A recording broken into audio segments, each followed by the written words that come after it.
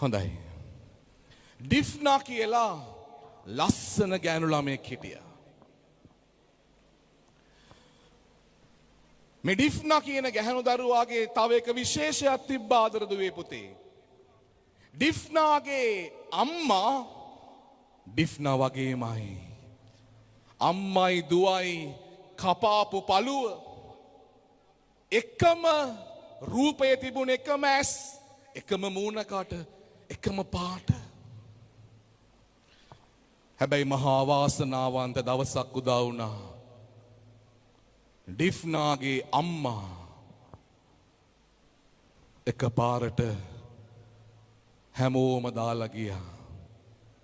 අම්මා මැරුණා. මෙතන ඇති ඒ වගේ දරුවෝ හදිස්සි එකපාරට අම්මා නැති වෙච්ච අය. මේ අකල් මරණය මේ අකල් වියෝව දරා ගන්න බැරුව ඩිෆ්නාගේ තාත්තා සිටුවරෙක් සල්ලිකාරයෙක් බලගතු මිනිහෙක්. මේ මනුස්සයාට මොකද උනේ? මානසික රෝගියෙක් වුණා. තාත්තා මානසික රෝගියෙක් වුණා අම්මා මැරිච්චදා. හැබැයි මේක නිකම් මානසික රෝගයක් නෙමෙයි. ටිකක් දරුණු එකක්. මොකද්ද මේ රෝගය? තාත්තට පේන්න පටන් ගත්තා දුවව වයිෆ් වගේ. දුවට කතා කරුවේ වයිෆ්ගේ නමින්.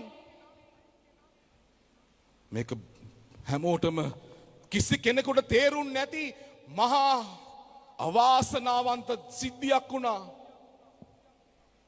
තමන්ගේ බිරිඳගේ අකල් වියෝවෙන් මනස අවුල් වෙච්ච ස්වාමි පුරුෂයා ඔහුගේ දුවව දකින්න පටන් ගන්නවා බිරිඳ හැටියට.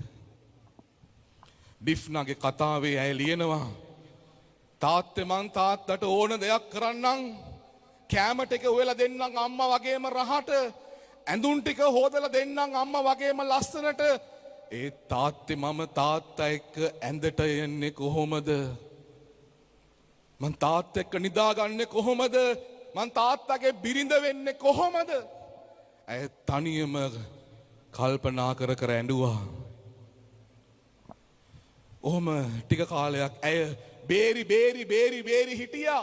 හැබැයි එක රැයක් උදා වුණා ඇය අසරණ වෙච්ච. තාත්තා කිව්වා අද මාත් එක්ක නිදාගන්න එන්න. තාත්තට පේන්නෙම දුවව වයිෆ් වගේ බිරිඳ වගේ. දුවට කරන්න දෙයක් නැහැ. දුව ඇඳට ගොඩ වුණා.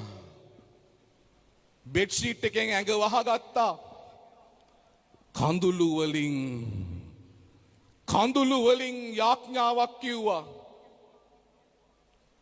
ජේසුනි මගේ රූපය නිසා මගේ තාත්තව පාපයට දාන්න එපා. මගේ තාත්තා මානසික රෝගියෙක් වුණේ අම්මගේ මරණය නිසා පමණක් නෙමෙයි. අම්මගේ රූපය මගේ මූණේ තියෙන නිසා. මගේ ශරීරය නිසා තාත්තගේ ආත්මය කිලුටු කරන්න එපා. මගේ රූපය නිසා තාත්තව විරූපි කරන්න එපා. ඔබ වහන්සේ මාව ගන්න. ඔබ වහන්සේ ළඟට මාව ගන්න කියලා බෙඩ්ෂීට් එක අස්සේ හැංගිලා ඩිෆ්නා ඇඬුවා. තාත්තා ඇඳට ආවා. ලයිට් ඔෆ් කෙරුවා. බෙඩ්ෂීට් එක අයින් කෙරුවා. දුවගේ ඇඟට අත තිබ්බා. ඇඟ සීතල මල මිනියක් වෙලා. ඇඳ උඩින් අපායට යන්න ගිය තාත්තා ඇඳ උඩින් දුව ස්වර්ගයට අරගෙන ගියා. තාත්තා දුවව හොල්ලනවා. දුව සීතල මලමිනියක් වෙලා. ඒ තමයි ශුද්ධ වූ ඩිෆ්නා මුනීශ්වරයගේ ජීවිත කතාව. හලාවත පදවියේ පුංචි පල්ලියක් තියෙනවා ශුද්ධ වූ ඩිෆ්නා මුනීශ්වරයට කැප කරපු. ඇය මොනානද ප්‍රසිද්ධ?